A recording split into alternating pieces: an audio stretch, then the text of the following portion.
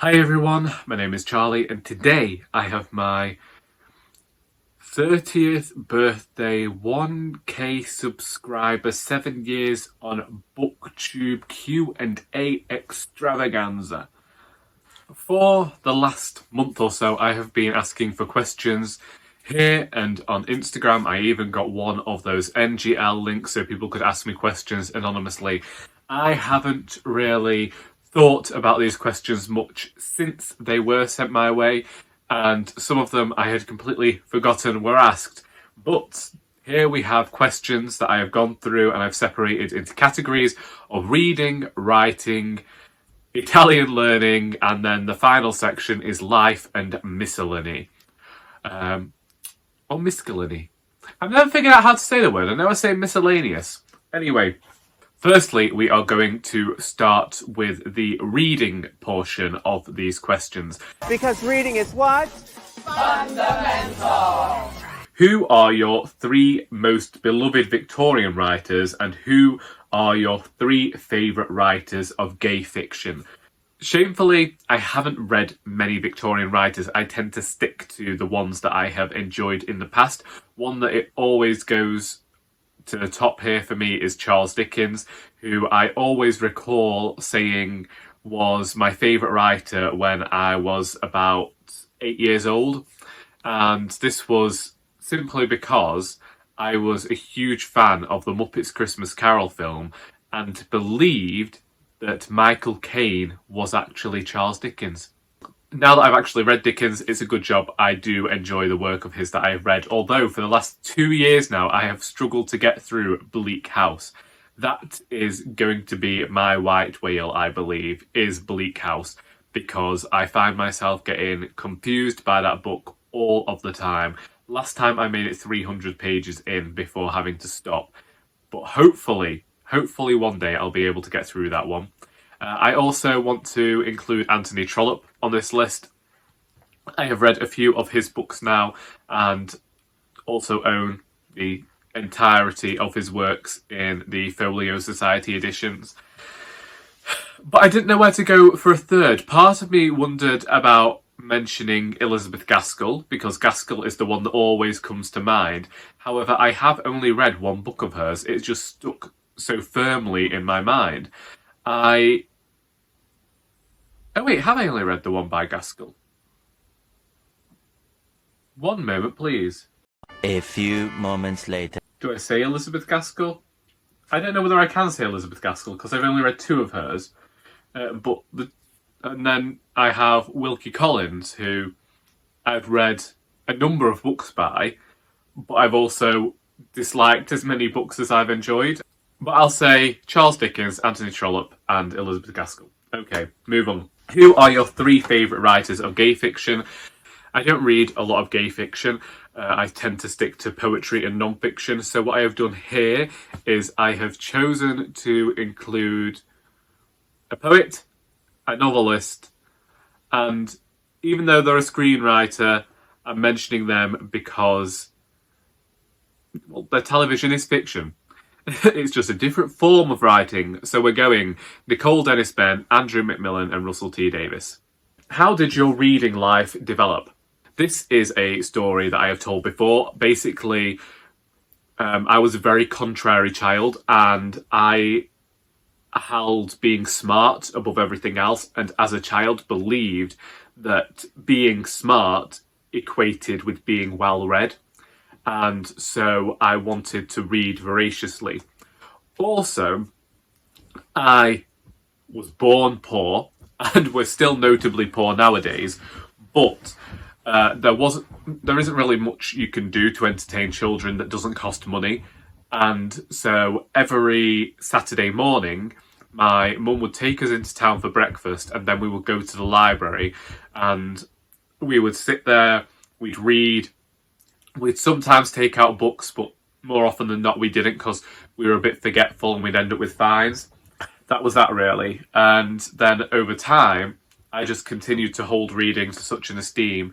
And certain books came out when I was a child that had this almost revolutionary quality about them, really, where a lot of children of my age were reading. And yeah, I just was lucky to grow up in a time where reading was being championed to us and we were given a lot more choice in what we were reading and what we got to read at school, especially when we got to the junior school that I went to. And I think that having more choice as a child and getting to pick out stories that I enjoyed, either at school or at the library, and the idea of getting to choose feeling almost like a gift all the time, it really just piqued my curiosity. And then the next question is, was there a period or a certain book that gave it a boost? There's definitely a certain book series that I've chosen not to speak about on this channel for certain reasons that I think impacted a lot of the childhoods of people around my age. But I would say that one thing that always sticks in my mind is discovering The Bed and Breakfast Star by Jacqueline Wilson.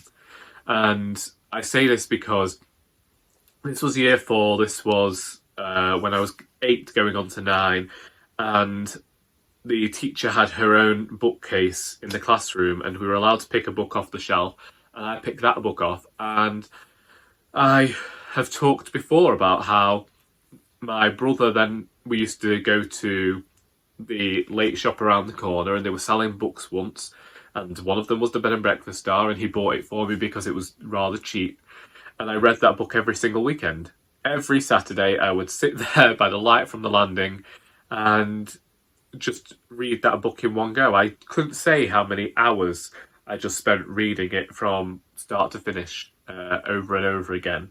When I was younger, I could cope with third person because third person felt like something was being reported, but when something was in the I voice, it just didn't fit my sensibilities. But then I read The Bed and Breakfast Star, and that was probably the first book I read in first person that it just felt accessible. I liked the story, I found it humorous, and yeah, I mean, it must have been doing something good to get read every single weekend. And that brought on a love of Jacqueline Wilson, that you start searching for that feeling again, is what I'm saying. And so I read more books trying to capture the feeling that other books were giving me, and eventually I think that spread into this loving of literature. Were there people in your early life who encouraged you to read? I wouldn't say there were. I would say that my granddad, when I was talking about that series before that I don't talk about anymore, I remember him reading the 4th book in that series, and that was probably, and then reading the first 3, and that was probably the only reading experience I'd shared with an adult. I know that, as I say, my mum took us off to the library every weekend, and maybe that could be seen as being encouraged to read. But I've always felt as though it was just something I fell into. I don't really feel as though there was anyone pushing me into being a reader. If you could live the life of any fictional character, who would it be and why? I do not want to live the life of any fictional character. If you are a character in fiction, you can guarantee that something horrible is coming your way. I'm not about that life. What character trope do you gravitate towards? I had to look up what character trope meant, and the first thing on Wikipedia comes up saying it's almost like a stock character, and the first one I see is Battle Axe, an old, domineering, brash and brazen woman. So yeah, straight away, it's that. I love to see older people represented in fiction, and I rather like when an older woman is a bit forthright. It seems to encapsulate a lot of northern families, is always having the type of battle axe. I don't think that that's a bad thing, and I always talk about the way that we were raised was really more of a community raising children around here. My grandmother, her mother was still alive when I was born. She had 2 aunties who were still alive, so I was surrounded by these strong older women really. So yeah, I'll go with the battle axe. Other than the Holy Bible, what book has scared you witless, but you still kind of liked it? Not inferring you kind of like the Bible. So if you didn't know, I started reading the Bible purely for literary purposes when I was about 19. Got as far as Exodus and had to put the book down because it scared me. Because of that, I avoided the horror genre for years, and it's been a while since I read any of them. 2019 was the year that I read Stephen King and Joe Hill and realised that anything I was reading I could cope with. But scared me witless. Has there been a book that has scared me witless? Actually, I haven't gone back to it yet, but I do have it waiting to be read, and that was It by Stephen King. And I tried reading that when I was 15, and there was a certain scene in a bathtub that I can remember terrifying me. But I think, and I feel like should I go back to it now, I might be able to contend with it better than I did when I was younger. That's something I should test, as it has been nearly 15 years. Oh goodness, I forgot about this question. I should have prepared for this question. Totally unprepared am I. What is your favourite book by decade? From ages 1 to 10, 11 to 20, and 21 to 30. Okay, 1 to 10, definitely gonna go with The Bed and Breakfast Star by Jacqueline Wilson. I have really fond memories of this book. There are a few from my childhood that I remember, but this is the one that I always just hold up as being just representative of who I was. Not who I was, but representative of what I was reading at that time when I started coming into my own as a reader. From 11 to 20, I am going to say City of Bones by Cassandra Clare. I was a huge fan of the Mortal Instruments series when I first found that. I read 10 books in the series before giving up. I have my reasons, and I think that I just grew out of the series, and that's perfectly fine. But Cassandra Clare, I didn't know that urban fantasy was a thing until I discovered her books, and they suited my sensibilities. Was also one of the first times that I was seeing gay people in fiction for teenagers. And from 21 to 30, I'm going to have to go with The Trouble with Goats and Sheep by Joanna Cannon, because it has been 6 years ago since I read that book, and I will continue to champion the author, and I still hold that book up as a standout piece of fiction for me. It did everything that I wanted it to do. It has a beautiful voice in that Joanna Cannon is able to capture almost like an northern British humour, this almost Alan Bennett style where there is light-heartedness and humour but darkness running underneath. It's as much in what isn't said as is what is said. Brilliant book. What is the worst book you've ever read and why? Further on I've got what's the worst book you've ever read that you didn't DNF. It's Paulina and Fran by Rachel B. Glaser. This is one time in my Booktube career that I regret, in that I recorded a review of this and posted it to Twitter and then saw that the author had seen it and liked it. I didn't tag the author, I will say that. I don't know whether I still have that review up because I talked about the book in ways that I probably wouldn't talk about a book nowadays, but I do despise that book wholeheartedly, and I just feel like it was this directionless, zany read for the sake of being zany, and I didn't care for it. And then someone asked, what's the best book you've ever DNF'd? I'm probably going to go back to the Victorian question earlier and say Bleak House by Charles Dickens, because I feel like that book has potential and I do want to finish it one day, but I need to maybe pace myself a bit more. I don't know. I was only reading about 30 pages a day and still getting confused, so I will try again. Favourite Bronte novel? I've read a few of the Brontes. I've read both of Anne's. I've read Wuthering Heights. I've read Wuthering Heights and listened to it countless times because I despise that book, but I want to try and figure out why so many people like it. Of Charlotte Bronte's, I've only read Jane Eyre, so I'm going to have to say The Tenant of Wildfell Hall by Anne Bronte. So, top 3 hallmarks of a perfect book. Top 3 hallmarks of a perfect book is not an easy question to answer, simply because I like so many different styles of books. But I think that I do like books where language might be played with, or language plays as much of a part within the text as the narrative, and I am looking for characters that I don't have to relate to but are believable enough, and not that I necessarily have to care for, but I have to care about their story enough to engage with the text. And I need plot.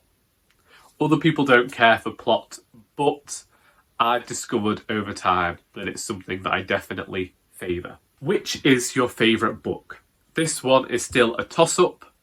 A few years ago, it was The Trouble with Goats and Sheep by Joanna Cannon, but at the same time, it was in competition with Lonesome Dove by Larry McMurtry, and I cannot pick a favourite out of those two. At the time, I picked The Trouble with Goats and Sheep, but that war is still ongoing within my head, and it's been 5 years since I read Lonesome Dove, and yeah.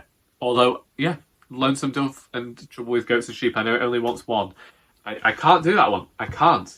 I want to say Lonesome Dove. I want to, because I feel like that is just a brilliant encapsulation of a life. What book read this year do you plan to eventually revisit? There have been a lot this year. I have been quite lucky to have read more hits than misses this year, but the one that I would really like to revisit is The Book of Form and Emptiness by Ruth Ozeki. I was thrilled when this one won the Women's Prize for Fiction, and I still have a mild adoration for that book, and I just fell into it. That's the book portion of this video. The next section is writing.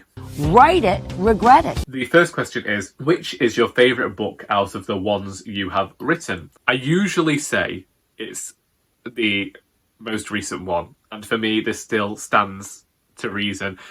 Our Doris, which will be coming out later this year, is quite honestly my favourite book that I've written.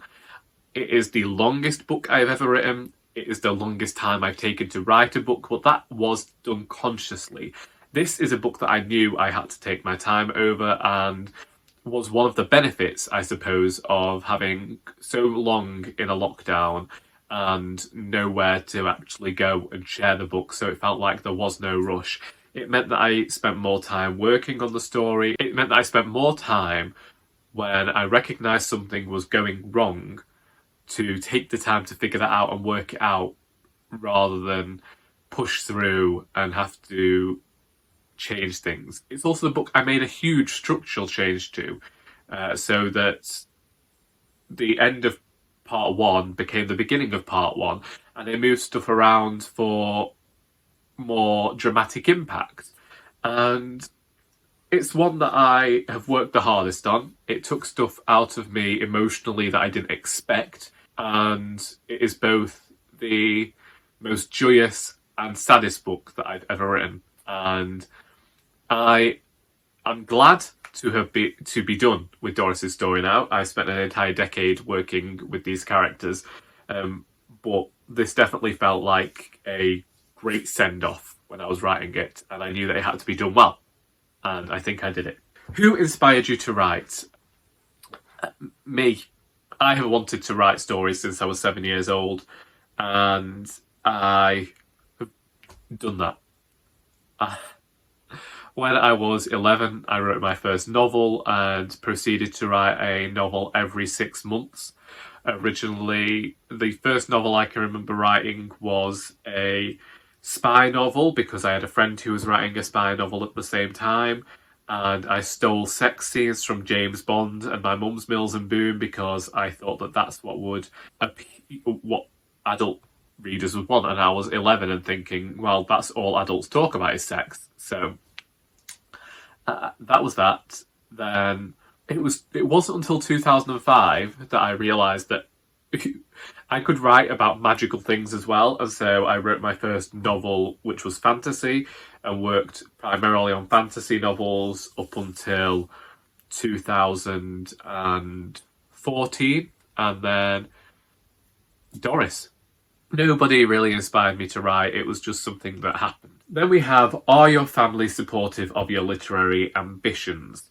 I don't know. I'd say that my mother definitely is, because she reads all of the books before anybody else gets to read them, and she was the first person to cry at Our Doris, which was difficult for me. I can't even speak to her about a specific scene in this next book because just the mention of it makes her cry.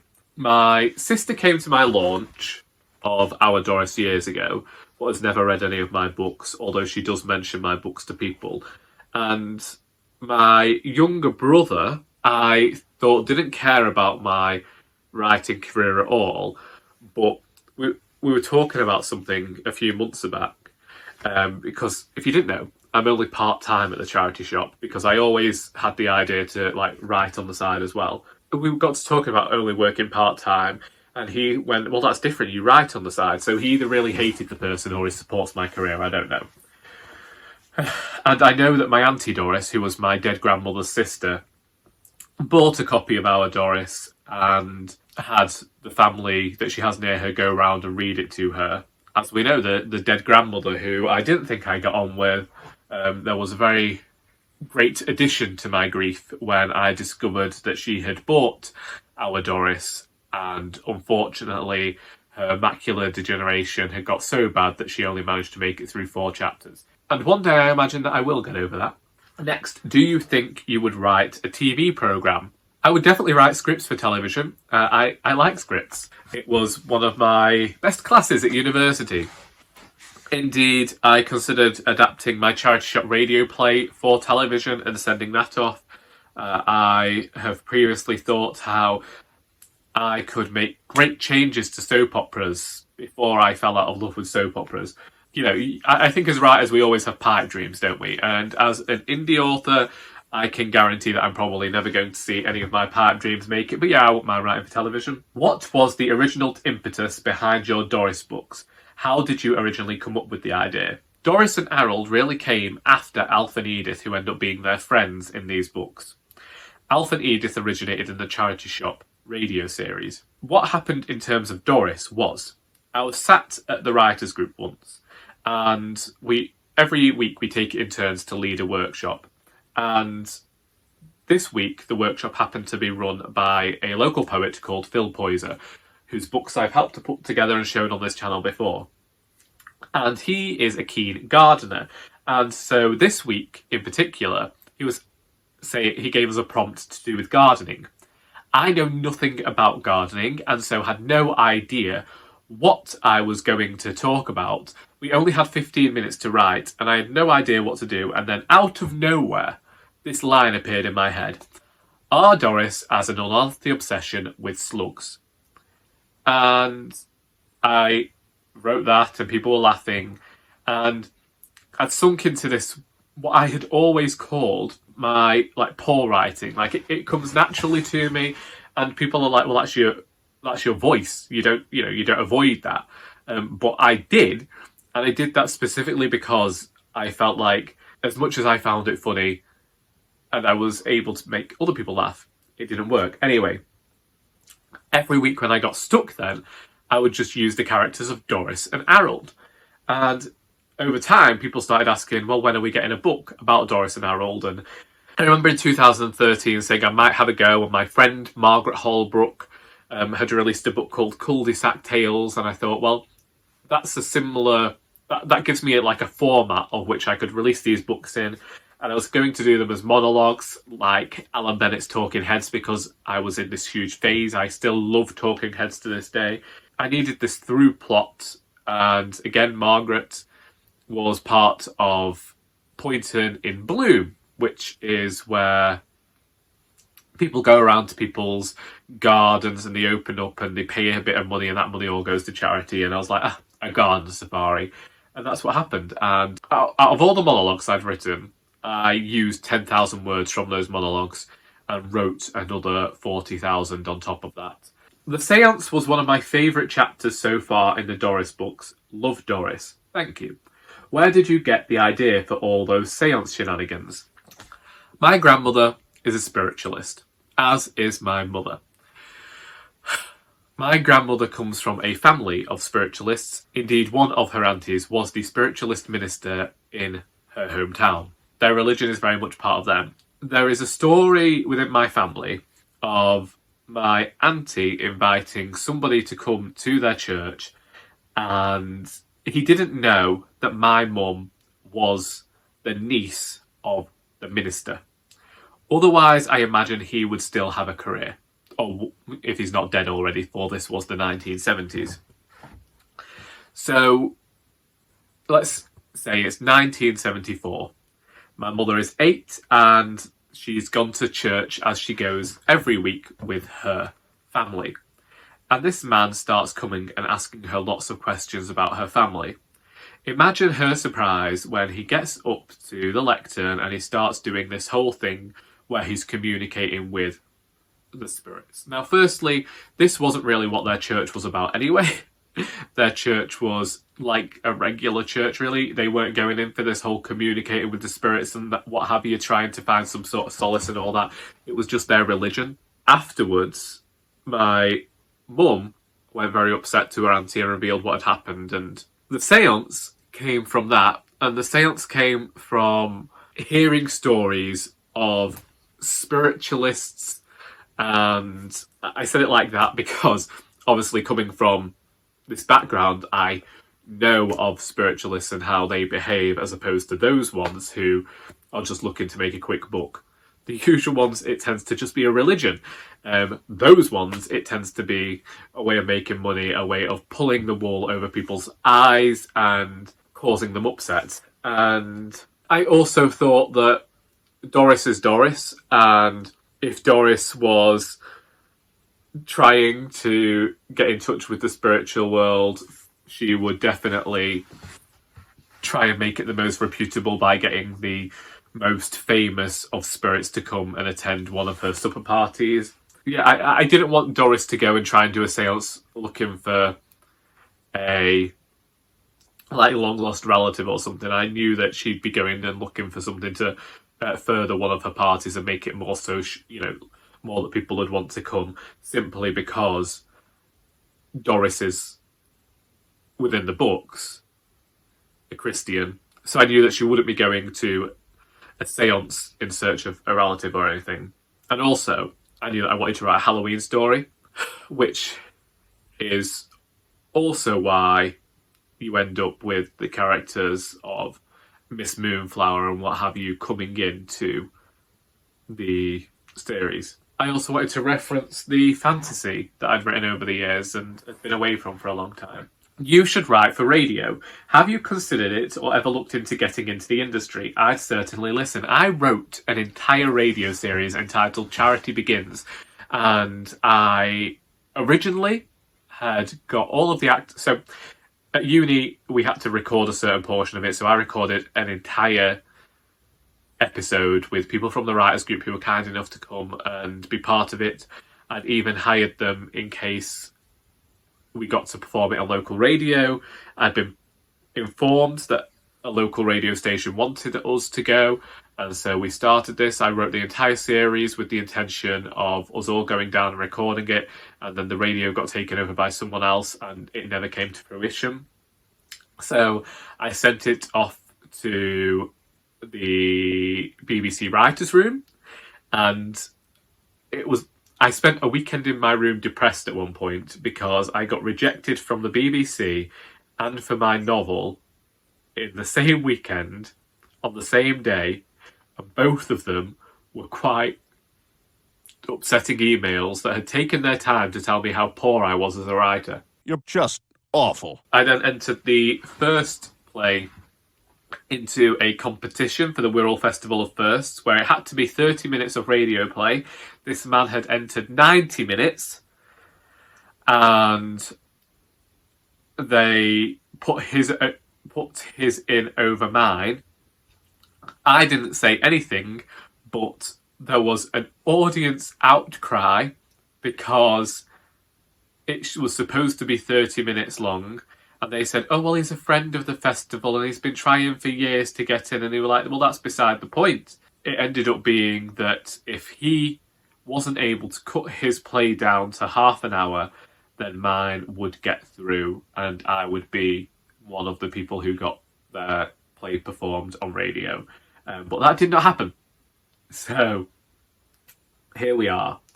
I might try and write for radio again in future. It is certainly something that I enjoy. I love a radio play. It's not something that I've done in about 7 years. What time of day do you usually write? Nighttime. Usually when I'm lying in bed, I'll have an hour or so, but that's only when I'm into writing. I haven't been writing properly for 10 months. I finished the Final Doris book. I put that aside and had a break. Then I started editing that. I just haven't managed to find what my next story is yet. I've written poetry, I've written lyrics, I have worked on other people's books for them, but I have yet to find my next story or yet to find the voice for that next story. Anyway, that is the writing portion of the Q&A done. Next. Okay, so now we are moving on to the Italian language learning portion of this Q&A. I had one rather long message sent to me in Italian and did say that I would try and respond back in Italian. However, some of these questions were in English, so I'll be answering those ones in English. Are we ready? Da quanto tempo impari l'italiano? 3 anni. Ho fatto un corso accelerato di 10 settimane quando avevo un contratto a brevi termini in Italia. Ho scoperto che la mia conoscenza del francese e del latino mi ha aiutato moltissimo. L'hai trovato facile grazie alle altre lingue che hai imparato. That was dreadful. For those who didn't know, the writer of this is saying that they took a 10-week course when they had a contract in Italy and found that their knowledge of French and Italian helped them tremendously. And the question is, did you find it easy thanks to the other languages you learned? Non ho imparato un'altra lingua.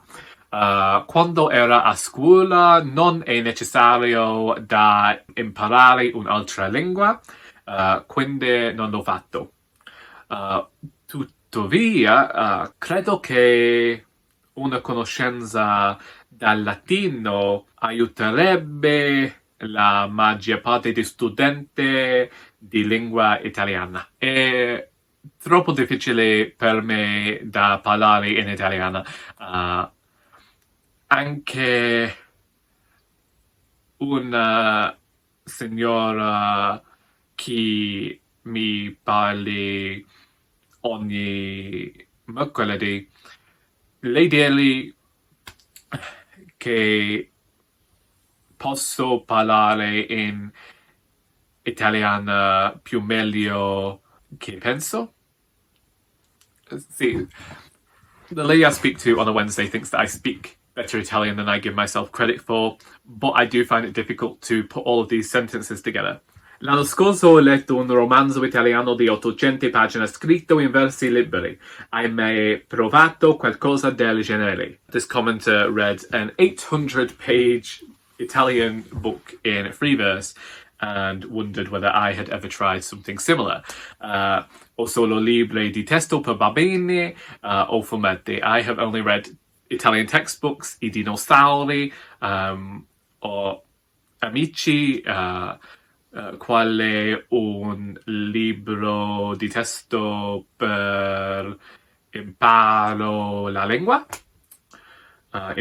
imparare la lingua, and comic books. La più bella storia in giallo, quale è storia per bambini cerca Topolino. Okay, I'm moving on because I feel like I have embarrassed myself enough. When are you going to Italy to put your Italian to the test? Voglio andare in Italia questa prossimo anno. I'd like to go there next year. It's difficult because I'm wary of how difficult things are in terms of flights at the moment. I already have like the anxiety of flying to places. So before it was because all of the prices had shot up, and now it's because of how difficult it is to get anywhere. And I would really like the opportunity to go and to be able to speak Italian to Italian people and just go in Italian bookshops. And just, I feel like it would reduce some of the anxiety that I felt in Rome.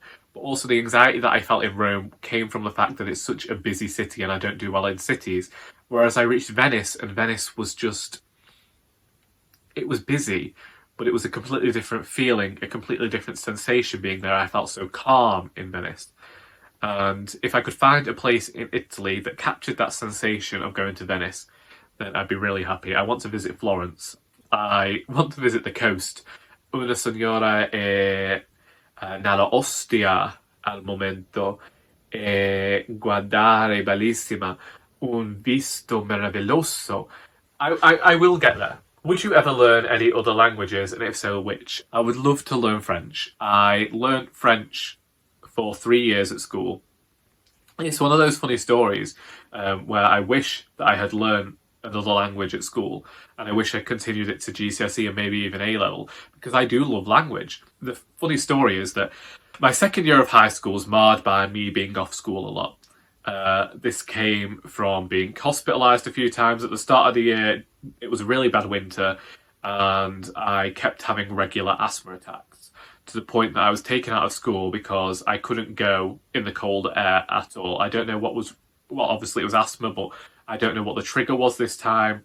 But any sort of cold air at all, I was told to avoid it.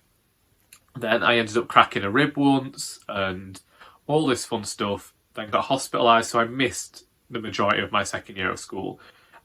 So much so, I was due to start Spanish because I'd done so well in French the year before, and the teacher just started putting me in a supply closet and getting me to do homework for other classes because I missed so much.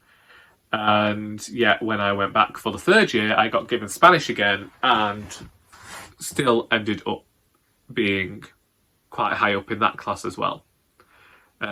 Because for whatever reason, at that age, I could pick languages up like that. I should have stuck with it. I should have done French for GCSE. I know I should have done. And I simply chose to learn Italian because I've just had this hankering for Italian since I was 16. The next question as well was, do you want to learn any other languages besides Italian? There are a lot of languages. I'd consider German, but I don't know.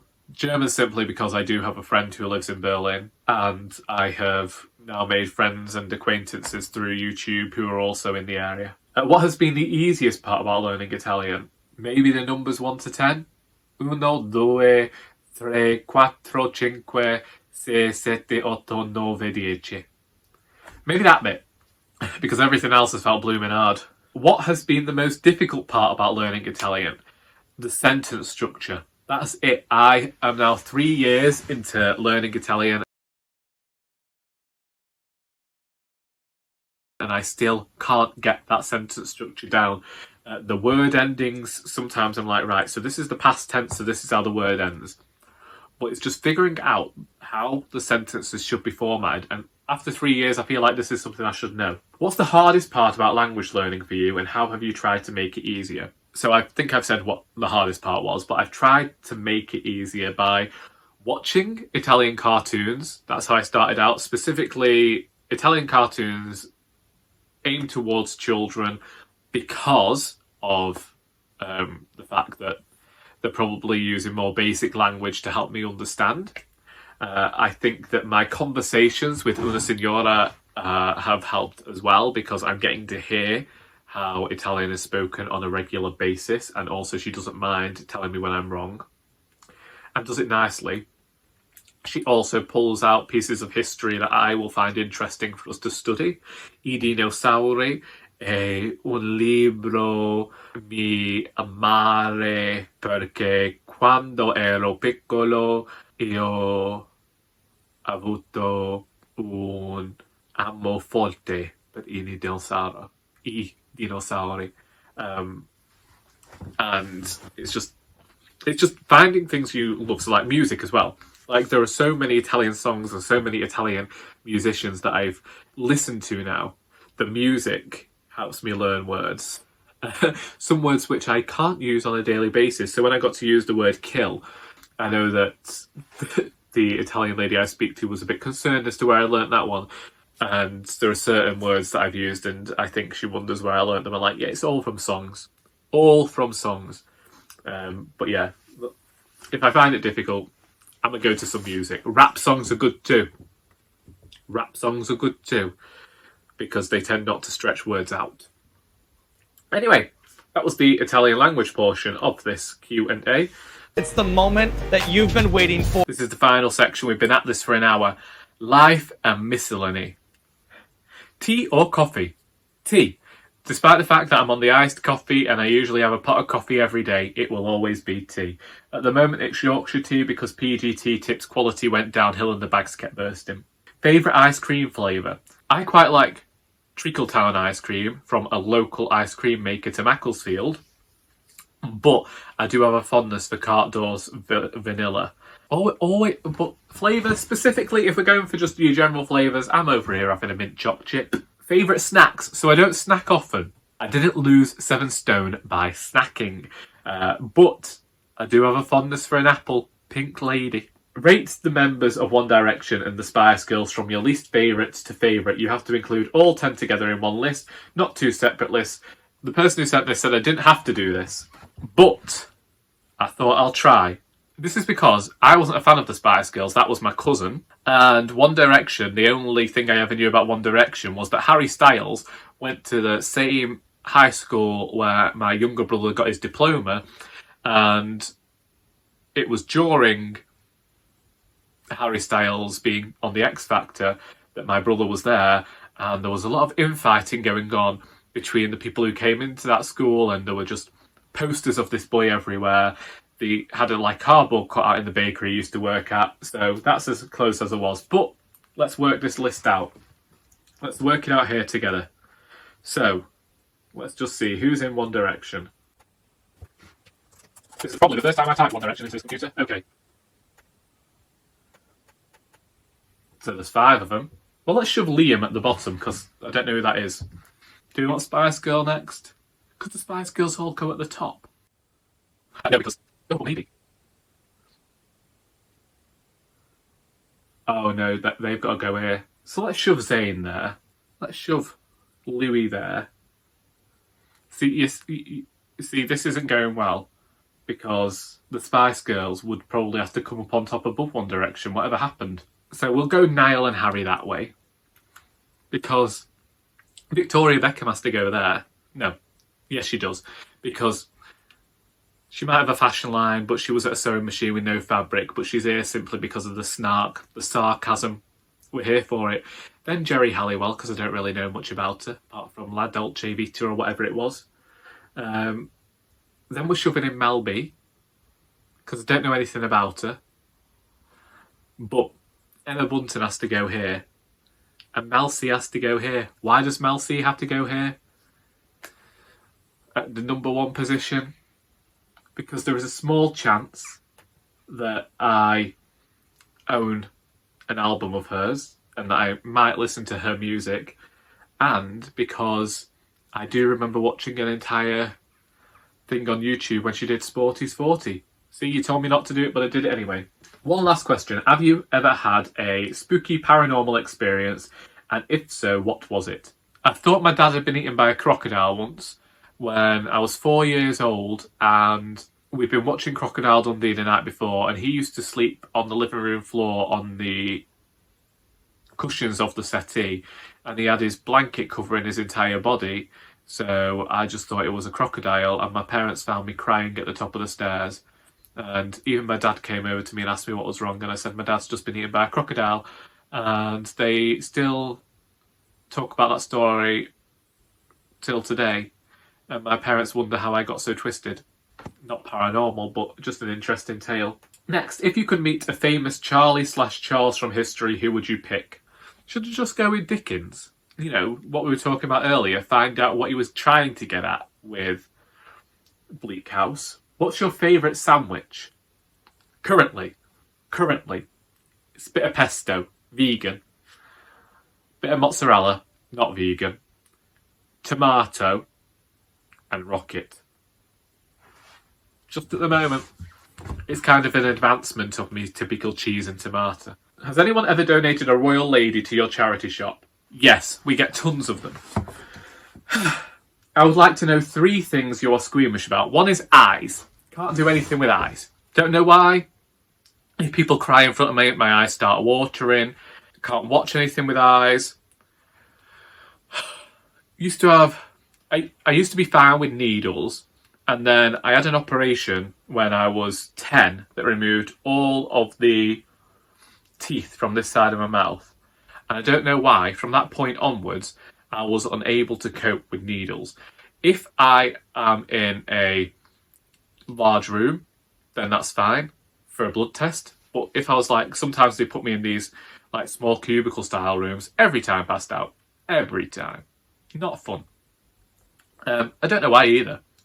It's something about something entering the skin, and I can just feel the blood coming out of my arm, and whatever it is, just the sensation of it just knocks me sick, and I pass out. But it hasn't happened for a while. I had to have a lot of blood tests a few years ago. I was having really terrible migraines. They were testing for brain tumours and the like, but luckily there were no brain tumours. I wouldn't like to ever see another sheep's prolapsed vagina. If you could wake on your 30th birthday and be turning 18, would you? Or would you rather stay turning 30? I'd probably rather stay turning 30.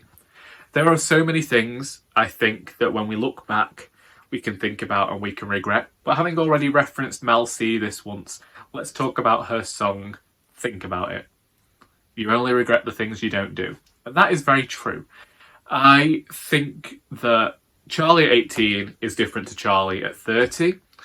And I know that Charlie at 18, going on till about 22, maybe just a bit later in life, I'm not saying that like the period of unfathomable sadness was good for me, but I think that it did help to get rid of some of the arrogance that late teens, early 20s Charlie had.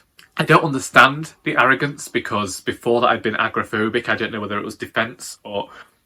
I feel like everyone in that age feels like they know it all and they don't want to accept that they don't.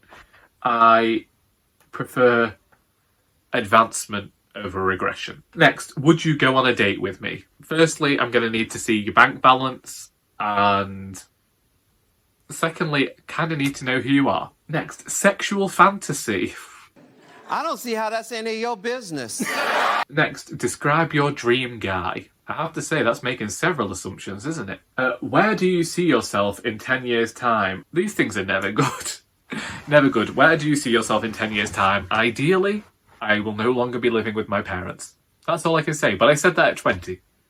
Ideally, my books will have made me a bit more money so that I am able to survive a bit better. Ideally, the government will have perhaps got its act together. The UK will have got its act together, and all of the inflation will either go down and prices will return to some sort of normality and things will become affordable again, or wages will rise and we'll be able to afford stuff.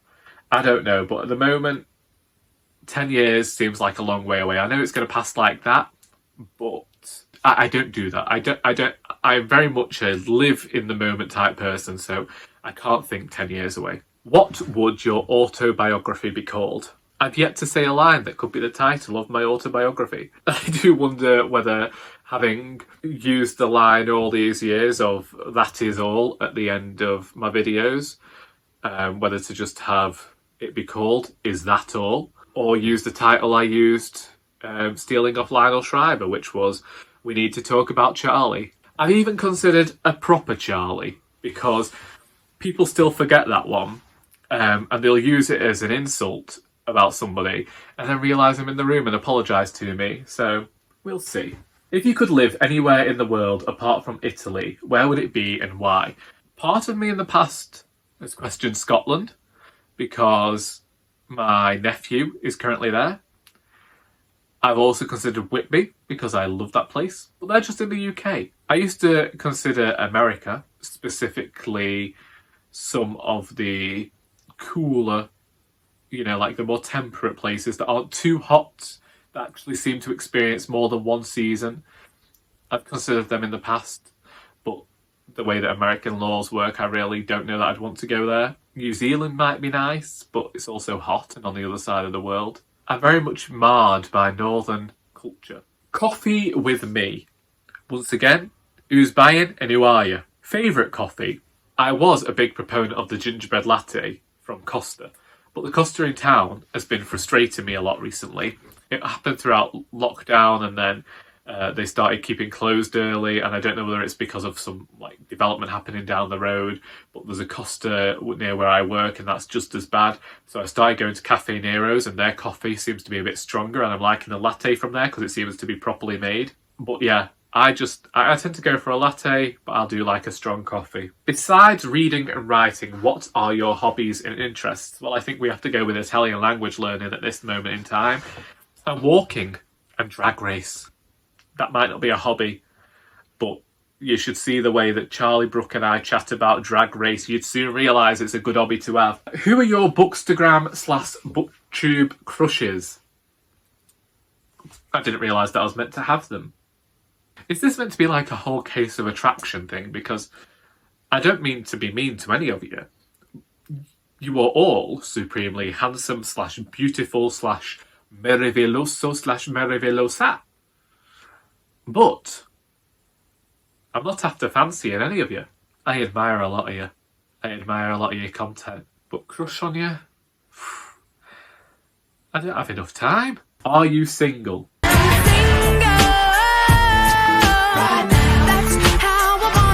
I have been for 30 years and I don't think it's changing anytime soon. Love to hear more about your job and what you do /future ambitions. So I work at a charity shop, and yesterday marked being with the charity for 14 years. I started the week of my 16th birthday, and we accept donations of bric-a-brac, of clothes, of books, DVDs. We accept it all. We don't accept anything to do with shower aids or toilet aids. Keep your commodes at home, people. Now I am a shop assistant, which also means being in charge of the volunteers when the manager isn't there, and handling cash, dealing with customer inquiries, and also, regardless of how I feel about volunteers, if someone is mean to my volunteers, making them feel that small and recognise that I ain't accepting shit.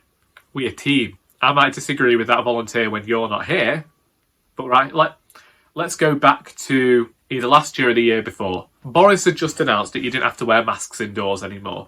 Our charity was saying that we still had to ask people to wear masks. The person who was working the till that day didn't know that although our charity was asking that people still wear masks, they hadn't yet decided whether or not to enforce it. So we were going with a very loose thing of not enforcing it.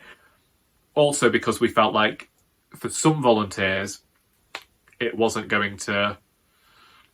People can be pretty mean. We don't mind when they're mean to the staff because, we can contend with it.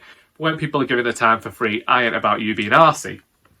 And so this person came in, and I know that I talked about it, and they were saying that he wouldn't wear a mask, and the volunteer had told him, well, he couldn't come in then. He said, well, Boris has told me I don't have to. I was like, flaming heck. So I went out. I was like, firstly, Boris, not your personal friend. And I know I've talked about this in another video, so I won't go on too long. But at the time, I knew that what the volunteer had said was against our policy of what we were doing. But also, I ain't going to disagree with the volunteer over here. No, I'm going to stand by them. It's like, if you upset my volunteer in any way, that's it. That is it. You want a discount? It ain't happening. Because do you know something, love? I was born, I've got 4 siblings, I have a large family. I was trained in fucking arguing. And you ain't getting shit. So yeah, future ambitions, to continue to write, to continue to tour my books around, because I've realised that I do really enjoy that. But The charity shop. I am perfectly happy at the charity shop currently. I've been wishy-washy over the years, but I think that happens in any job, especially when people are constantly jumping from job to job in their 20s. Yes, I would like to earn more, but it is what it is. How do you identify sexuality-wise? Excuse me? Something a little more fab. Get married at all. Why not? I can never have children. We can adopt some. But you don't understand, Osgood. I'm a man. Well, nobody's perfect. All I can say to that one is, if you haven't figured it out by now, then you haven't been trying hard enough. Would you talk about old-time radio shows you enjoyed on your channel? I have done. You might have missed it, but I have done. I can guess who this is off, but I had a conversation recently with somebody about old-time radio shows that I've enjoyed, specifically Paul Temple, Hancock's Half Hour, and how there is a website for listening to the older, oft maligned nowadays radio shows from like the 1940s, 50s and 60s.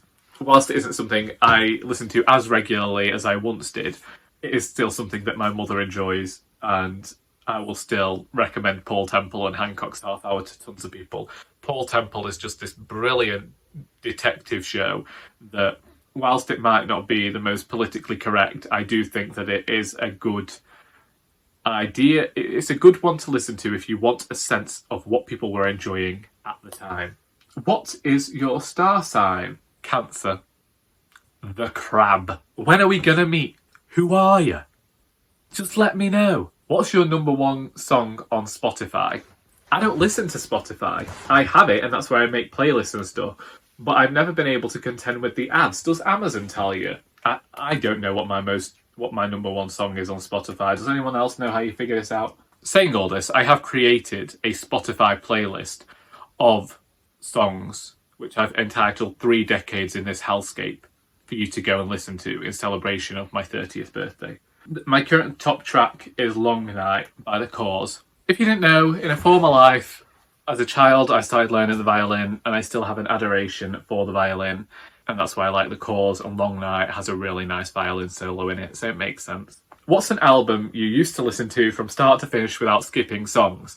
So, this year, it has been Moona with their self-titled album, and Death by Rock and Roll by The Pretty Reckless. And I have been going out of my mind trying to figure out which album I used to listen to without skipping songs. Because I know that when we used to get sad songs as albums, I would skip them. However, how bloody ever, I'm sure there is a CD in here. This one here, Funhouse by Pink.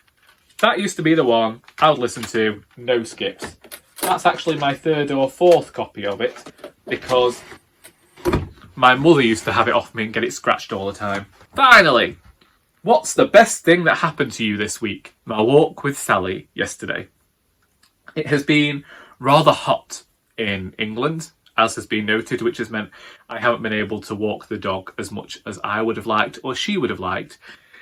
But yesterday, it was rather cool in the morning, and then we had a period of wind and rain, and I chose to take advantage of the wind and the rain and head up to the forest so that we could do our long walk before it warmed up, and I timed it perfectly. So I saw one person as we walked up. We got to the benches and there were 2 cyclists. So we sat down, waited for them to leave, and then she had a run round on the grass that she likes to run around on. And then as we were getting back to the car, it started to warm up to the point that I would say it was too hot for a dog. But luckily, we were finished with our walk then. So got her into the car, came home, and it properly tired her out, which was great. And so that was the best thing, was just getting to do what I call my favourite walk and it go as well as I would hope for it to go. And them's the questions. Didn't I say to you that this was going to be an extravaganza?